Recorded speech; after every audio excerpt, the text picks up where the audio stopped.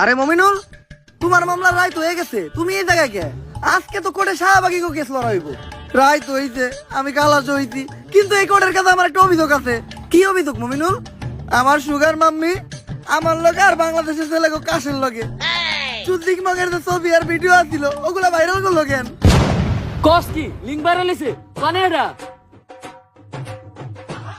Link বলে viral হইছে?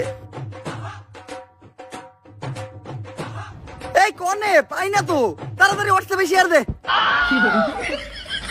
যেই কোডের জজ উকিল আর পুলিশই এরকম, ওই কোডে আবার কি এর বিচার?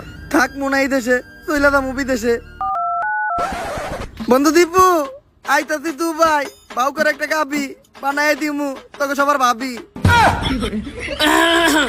আর দর্শক এমনি তো আপনি কোডে আইতেছেন না, লিঙ্কের কথা শুনছেন আর দূর পারতে পারতাইছেন। কোর্টের কার্যক্রম শুরু করা হোক।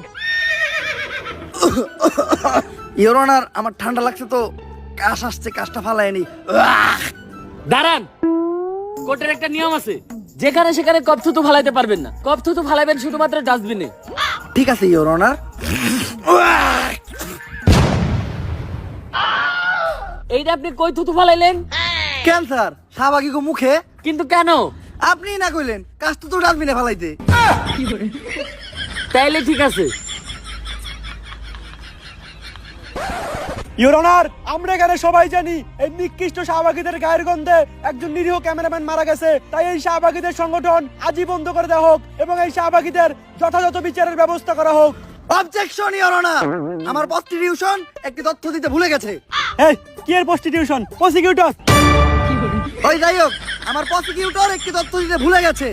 মেডিকেল রিপোর্ট অনুসারে শাহবাগীদের গায়ের ঘামে এক ধরনের ভাইরাস পাওয়া যায়, আর সেই ভাইরাসটির নাম হচ্ছে শাহবাগীরোনা, যেটি করোনা ভাইরাসের থেকেও বেশি ভয়ঙ্কর। এই ভাইরাস বাতাসের মাধ্যমে ছড়ায়, মানুষের দেহে ঢুকে কলিজা, ফ্যাপসা, ফুসফুস পচায়, আর যার দেহে এই শাহবাগীরোনা ভাইরাস একবার ঢুকে সে বমি করতে করতে মারা যায়।